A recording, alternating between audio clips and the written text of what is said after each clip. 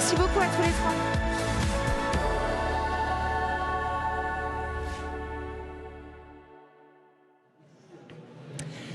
Ils viennent de co-animer un atelier créatif d'écriture pour imaginer un nouveau monde ambitieux. On va faire le bilan avec eux. Bonjour Violaine Bellet, bonjour. Bonjour. Vous êtes scénariste, notamment sur la série 10%, on en parlera tout à l'heure. À vos côtés, Olivier Mardy, qui est là. Bonjour. Bonjour, bienvenue, vous êtes entrepreneur et coach. C'est ça. Et au bout de la table, Armand Thiollet, vous faites partie de Baby Move Group. Exactement. Et vous avez participé tous les trois à l'atelier Conquête du futur. Alors racontez-nous un petit peu comment ça s'est passé, voilà, la créativité qui s'est déroulée pendant cet atelier. Allez-y Olivier. Alors, Saga a organisé avec BPI effectivement cet atelier dans l'idée que le récit est puissant pour raconter l'avenir et mieux se projeter avec les entrepreneurs. Donc c'était un atelier de co-création et d'écriture dans lequel j'ai demandé à Violaine Bellet de venir rencontrer ces entrepreneurs afin d'articuler des textes, des façons de raconter le futur en se projetant dans 30 ans. Donc c'est l'entreprise française en 2050. Et ils partaient d'une page blanche? D'une page blanche avec bien sûr des guidelines qu'on leur a données. Donc il y avait une phase embarquement, une phase écriture et une phase de restitution. 5 personnes par groupe, 3 textes par atelier, 4 ateliers durant la journée. Et ça a donné lieu à des choses assez inédites. Et j'ai demandé effectivement à Armand de venir pour témoigner. Oui, alors on a envie de savoir, est-ce qu'il y a eu des choses hors du commun qui ont attiré votre attention? Oui, alors ils se sont vraiment projetés dans le futur avec un imaginaire débordant et des idées foisonnantes et une vision de l'entreprise surprenante, c'est-à-dire qu'ils nous ont étonnés. Par exemple, l'entreprise de demain, c'est pas d'entreprise, chacun est entrepreneur de la société qui devient finalement... En fait, c'est un projet collectif géré individuellement? Gérer individuellement avec ce qui rassemble les individus, en fait, c'est les valeurs. C'est-à-dire qu'on se met ensemble pour un projet de défense de valeurs et pas pour un produit, en fait. Une entreprise réhumanisée, quoi. Réhumanisée, c'est-à-dire tourner davantage vers l'être que vers l'avoir. Ça donne envie. Ça donne envie. On a envie d'être dans le futur. Un autre projet qui vous a... Ouais, j'ai envie de dire que c'est un exercice incroyable. Moi, c'est la première fois que je le réalise. Je suis chef d'entreprise, je dirige Baby Move. On arrive dans cet atelier, on nous demande de nous projeter à 2050. Nous, chefs d'entreprise, projeter à 5 ans, c'est en général un peu le maximum qu'on sait faire. Hein. Donc à 2050, ça permet de supprimer tous les tabous. Il n'y a pas de tabou et c'était un peu le message. Et c'est vrai que c'est un exercice incroyable. On se retrouve à 5-6 autour d'une table, on ne se connaît pas, on est tous chefs d'entreprise et on se dit, putain, 2050, qu'est-ce qui se passe? Et c'est vrai que ça a amené des idées incroyables. Hein. Dans les idées incroyables, Armand, ça a été dans la peau, pas de John Malkovich, mais de qui? Eh ben de Nicolas Dufour. C'est vrai que voilà, on s'est projeté nous dans le Big 2050. Hein, ce sera le numéro 37. Et effectivement, on était hyper heureux d'accueillir non pas des chefs d'entreprise, mais une communauté d'individus qui sont tous des entrepreneurs. Hein, parce que demain, l'individu sera auto-entrepreneur et mettra à disposition des collectivités ses ressources, son savoir-faire. Voilà, et ça va changer complètement la physionomie du monde économique. Il va falloir qu'on pousse les murs alors, hein, si on est tous entrepreneurs. Pourquoi vous avez décidé de faire cet atelier ? Alors, on a la chance de faire partie de l'accélérateur Baby Move, de l'accélérateur Les Conquérants. Donc, c'est un programme de BPI qui va nous aider à faire de la croissance externe. Donc, on est là dans le cadre de ce programme. Et c'est dans ce cadre de ce programme qu'on a eu la chance de bénéficier de cet atelier. Et bien justement, parce que faire de la croissance externe, c'est apprendre à se projeter. Ouais. Et c'est vrai que cet atelier est vraiment remarquable parce que c'est un exercice au début qui paraît un peu surréaliste, mais on comprend très vite l'intérêt du jeu. Donc vous avez... Pardon, vous vouliez ajouter quelque chose? Je dirais que l'ère qui change, l'ère du changement, c'est aussi l'entreprise qui devient elle-même narrative. C'est l'ère de l'entreprise narrative. Et les puissances, les pratiques narratives dans les organisations aujourd'hui révolutionnent la façon de raconter l'histoire future. Donc c'est plus l'entreprise qui a une fiche Excel et qui raconte ce qu'elle va faire à 3 ans et le BP à 5 ans.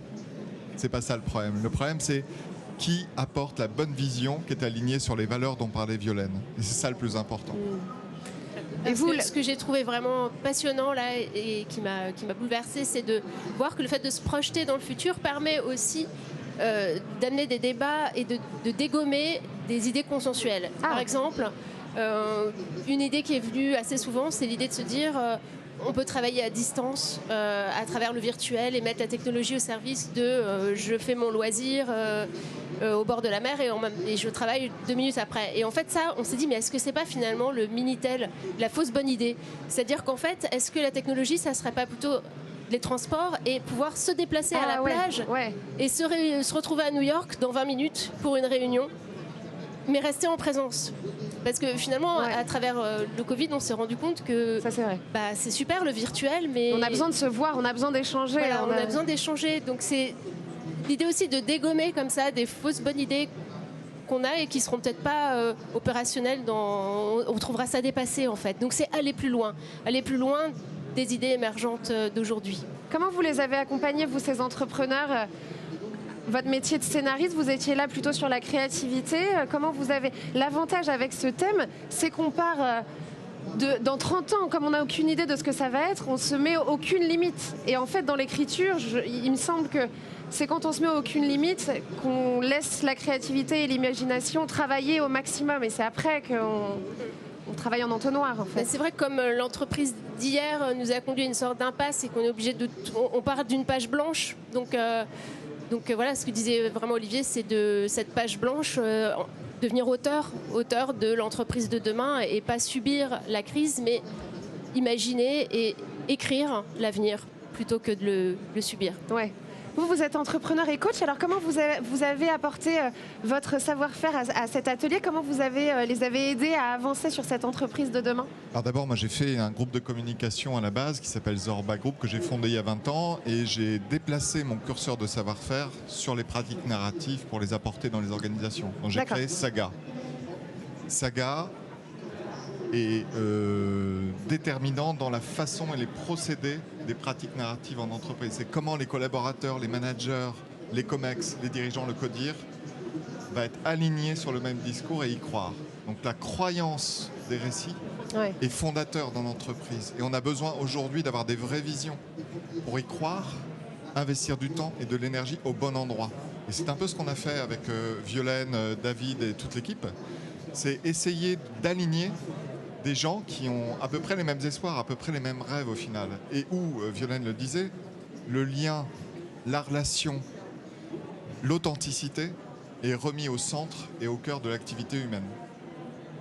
Et en allant chercher toute cette créativité, en réfléchissant à cette entreprise de demain, est-ce que vous avez l'impression, vous par exemple, d'avoir de nouvelles idées et de vous permettre d'autres choses? Enfin voilà, réfléchir à votre vie d'entrepreneur. Est-ce que cet exercice aujourd'hui vous a ouvert de nouvelles portes?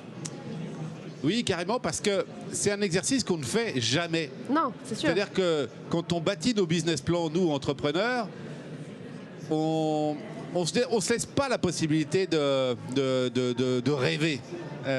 Or, on sait pertinemment que ce qui va se passer dans 20 ans, dans 30 ans, ça n'existe pas. Donc si on ne se fait pas violence, si on se permet pas de vraiment d'imaginer des choses impossibles, en fait, voilà, c'est vraiment les limites qu'on se donne. Donc il faut se forcer, il faut ce type d'atelier d'exercice pour arriver à se projeter. Et c'est incroyable parce que, en fait, ça ouvre des nouvelles pistes.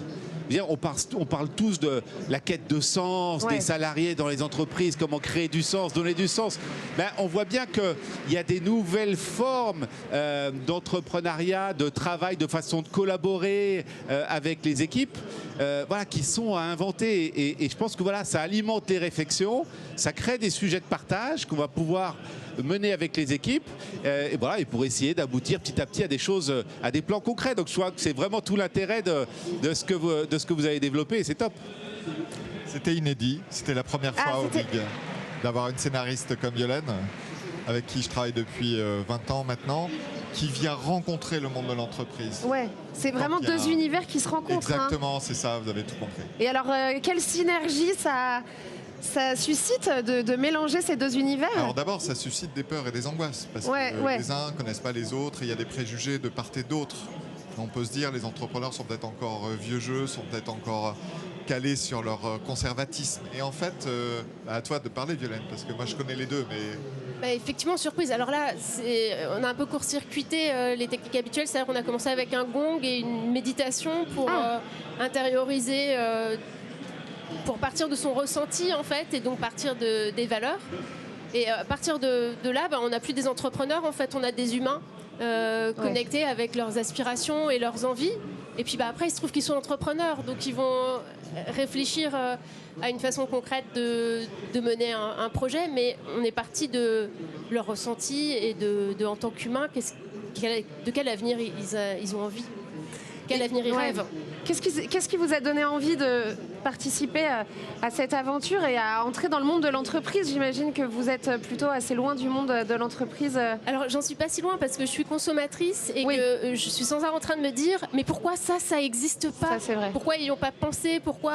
Qu'est-ce qu'on pourrait imaginer pour que ce besoin-là que j'ai, il puisse... Et j'ai tout le temps des idées de scénarios, en fait, d'entreprise, quoi. Ouais. En tant que scénariste, j'imagine des solutions pour combler mes besoins du quotidien. Donc je trouve qu'il y a un lien entre la créativité, l'inspiration, l'imaginaire et l'entreprise. Ce serait intéressant de faire participer des créatifs à des réunions d'entreprise et qu'aussi des entreprises viennent à des réunions où nous on travaille par exemple sur des science-fiction et on imagine aussi des entreprises du futur au service de la fiction, et les deux peuvent vraiment être inspirants. Oui, vous travaillez sur des scénarios de science-fiction alors. Aussi, D'accord. Oui, donc vous avez déjà une projection dans votre travail qui vous a accompagné dans le travail que vous avez fait aujourd'hui. Est-ce que ce que vous avez vu aujourd'hui, est-ce que ça vous a apporté vous-même une inspiration? Est-ce que ça a ouvert des portes pour vous aussi? C'est dans les deux sens peut-être? Tout à fait. Ça m'ouvre des pistes imaginatives pour des scénarios, pour des histoires de science-fiction, des anticipations. Pour vous, ce qui s'est passé aujourd'hui, c'était ce que vous attendiez? Oui, même mieux. Au-delà. C'est très humain, surtout. Une nouvelle relation et une approche que j'ai... Enfin, je me fais la mission d'apporter cette rencontre culturelle avec la rencontre de l'entreprise, et je pense qu'il y a énormément à faire. Et en France particulièrement, moi qui apprécie la French Touch, on a dans l'ADN français une façon de co-créer et d'avoir du bon goût dans le monde de demain, pour créer le monde soit d'innovation technique, technologique, industrielle, mais aussi en termes d'idées. On a des super scénaristes, on a des super réalisateurs. Si ce monde culturel et créatif rencontre et aide, accompagne les entrepreneurs d'aujourd'hui, ça risque de faire des étincelles. Et donc, ce qui s'est passé aujourd'hui pour moi est fondateur et pourrait permettre de faire du métissage, je dirais, de culture pour aller plus vite, plus loin, de façon plus consciente. Voilà, et donc je pense que c'est très intéressant. Voilà. Vous croyez que les scénaristes, qu'il y a de la place, que les scénaristes seraient prêts et les créatifs à faire ce pont entre l'histoire et les entreprises? Vous y croyez, vous, à cette synergie? Alors, moi, j'y crois. Je pense que les scénaristes ont envie que les choses se réalisent.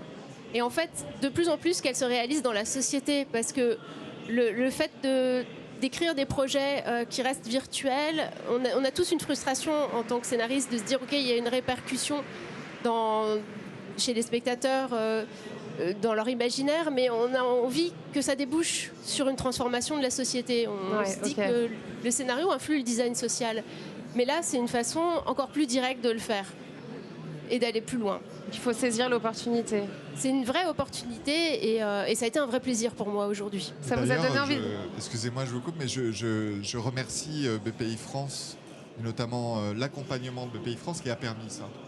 C'est aussi ce regard de BPI sur les entrepreneurs, sur la culture, sur qui peut venir bousculer l'entrepreneur aujourd'hui. Ça n'existerait pas sans BPI.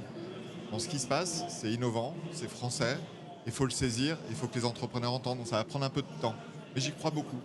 Il faut y mettre de l'énergie. On va vers un décloisonnement. En fait. C'est ça, exactement. C'est important. On cloisonne beaucoup en France. On met vraiment les gens dans les cases et les professions dans les cases, alors qu'en fait, quand on ouvre ces portes-là, ça crée comme vous disiez, des étincelles. On combine les talents, en fait. Oui, on et c'est rencontre important. des gens, on rencontre des projets, on rencontre des aspirations humaines.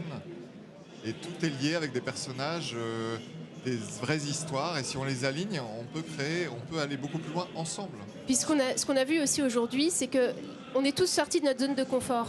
Ouais. Et à l'intérieur de cette zone un peu de surprise, il y a l'étincelle de la créativité qui jaillit. Et c'est vrai qu'on a vu les entrepreneurs, au fur et à mesure des ateliers, se lâcher, se libérer, rire, trouver des idées innovantes, se surprendre eux-mêmes.